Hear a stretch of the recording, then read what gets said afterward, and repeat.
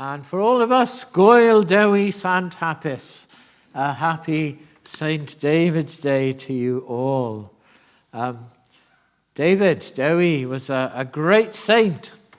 One fact about him, he was known as the waterman because that was all that he drank, was water. And he gathered together a group to follow Jesus in a community, to be a witness in a pagan land. And he is celebrated now in so many ways, celebrated in the lovely St. David's. And if you haven't been to visit there, one of the world's smallest cities, then do go, visit the cathedral. It's a real treat. It's what some people have called a thin place. Do you know what I mean? Thin being where earth seems close to heaven. So St. David's. So important. You named the last vicar after him, and I named my first son after him as well. But, well, now I'm over the border, and we've moved on quite a few centuries from David. And it's so easy to just put him in the box, labeled Celtic saint. And there are lots of boxes and labels that we use. I mean, there are boxes that people don't want to be put in. Do you know anyone who is happy to be called a fundamentalist? Likewise, do you know anyone who likes to be called happy-clappy? And perhaps we've heard people being described as a born-again Christian. And when we hear someone described like that, it's rarely meant positively. It's one way, it's easy, isn't it, to label people as a way of dismissing them. Think of illegal asylum seeker, for example. There's no such thing. But it's a cheap way of dismissing people. And a reminder, perhaps, that we must be careful how we label and box people. Well, moving on, Nicodemus, many, many years ago, went to see Jesus. And our reading from John tells us how he went at night. I wonder whether that was because he didn't want others to notice him. No street lights then. Perhaps he felt rather self-conscious about seeing Jesus. I mean, Nicodemus, he had everything going for him. He was a member of the Sanhedrin, the Jewish council. He was a Pharisee. That meant he was serious and known to be serious about God and religion. He was morally upright. He was a man to be admired. He was a pillar of society, a man of the establishment, which reminds me of a vicar in London, a very posh vicar in a very posh church who was preaching on this text. And he had Jesus go up to Nicodemus and say, "Oh, knickers, old boy," before he realized what he'd said. That was his box, if you like, establishment man. But it was not the whole story. There must have been something in him that intrigued him about Jesus, that made him think that maybe there's something missing in my life. Maybe it's not all as well as it seems on the surface.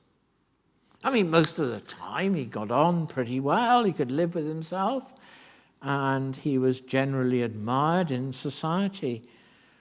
But that feeling about maybe there is more kept reappearing for him. I wonder, Are you one of those people who makes mental notes to yourself? You know, I must do something about that. I must book an appointment with the dentist. That's a mental note to me.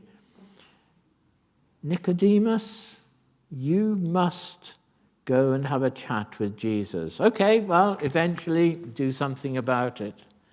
But go in the dark in case anyone sees you. God, in his love, does try to break through the defenses we erect, nudging us to do something. But we can, of course, easily miss those nudges. We can put off responding. I mean, maybe you know, too, people who have a wonderfully polished self, but underneath, they have so little self-esteem that they can look at themselves in the mirror almost with contempt or despair. Or maybe someone who presents as being tough as old boots, but underneath there's the vulnerable little boy or girl. Nicodemus, suave, sophisticated, good, moral, comes to Jesus for a chat.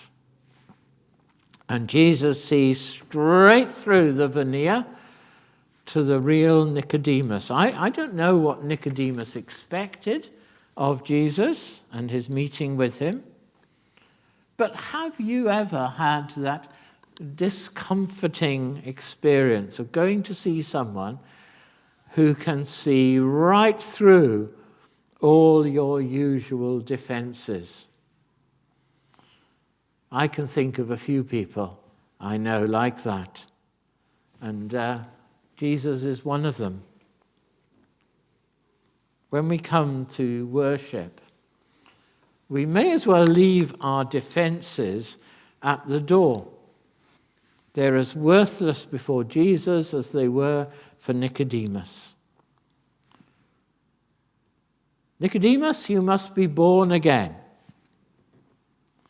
Born from above, same in the Greek. From that moment on, early in the conversation, Nicodemus is floundering. Born again. It was a great privilege to be there when my two sons were born. It was a wonderful experience, albeit I had the easy part. It happened to them. And of course, it happened to all of us here. That's the point. It happened to us. None of us planned our birth. Birth is only and always something that happens to us. So what was Jesus saying when he used this picture of being born again? Perhaps this: Nicodemus, like most of us, I suspect, was thinking about what he could do, perhaps what he ought to do. Whatever it was missing in his life, it could be put right if only he... But Jesus tells him very plainly that what was needed was not that he should do something for God, but that God had something to do for him. It was God who gave new birth, a new start. Now, I think there's a splendid irony in this, that this picture of being born again is one that comes from this encounter between Jesus and not some obviously needy soul, but this very respectable man from the toppest of the top drawers, the last one we might associate with the popular notion of a born-again Christian. ChatGPT, artificial intelligence, tells me that John Wesley never preached in Tiddenham or Tuts Hill. his loss. Oh well. But he and his brother Charles were converted to Christ remarkably and independently 3 days apart in 1738. Both brothers had been terribly religious for many years. In Oxford, they founded the Holy Club. And members of that group fasted on Wednesdays and Fridays. They had a very elaborate system of self-examination. Every day they spent an hour in meditation.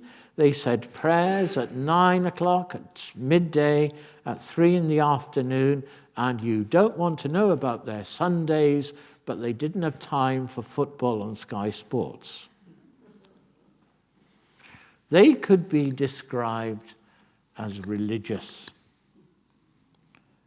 Not long after their time in Oxford, John Wesley went to North America, to what was the colony of Georgia. He had a grand scheme of being a missionary to the Native Americans, and perhaps not surprisingly, he was a complete flop. And on the boat home, he confided in his diary, "I went to America to convert the Indians, but oh, who will convert me?" You can ask Google or ChatGPT, if you must, what happened next. Wesley thought the way he could overcome the gap in his life was through becoming extra religious, but he got that one wrong. God does not accept us as a reward for being extra religious. Now, if a person as religious and outwardly holy and moral as Nicodemus and John Wesley needed to be born again, then surely we need to sit up and take notice. Maybe we do too. Now, when Jesus said this to Nicodemus, he was a bit affronted. He rather poo-pooed the idea. You can't return to your mother's womb and be born.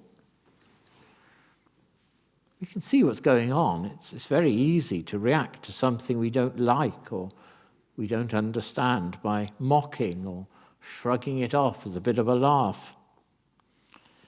But of course, Jesus didn't allow Nicodemus to get away with that. He moved on to explain it's possible.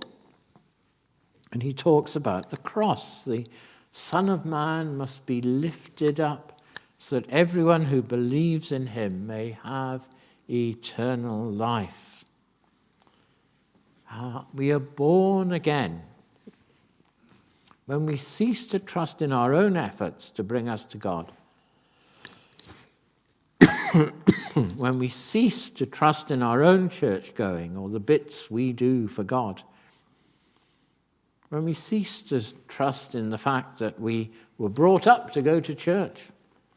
When we cease to trust the fact that we try to be good, that we try our best, that we believe in God.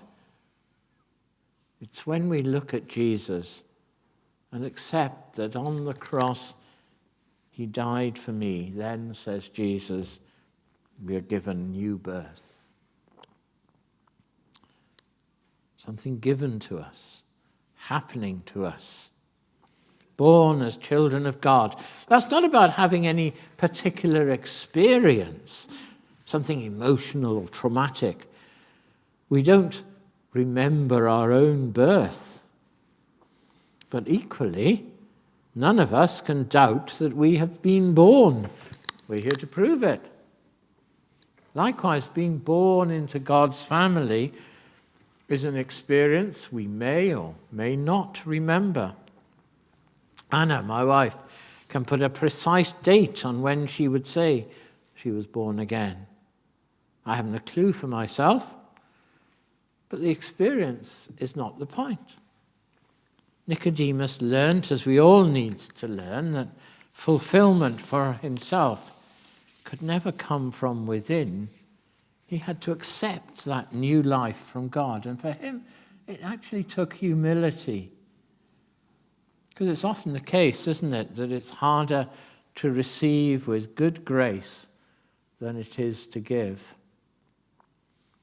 And Jesus gives new life to all who believe, a free gift, simply because he loves us.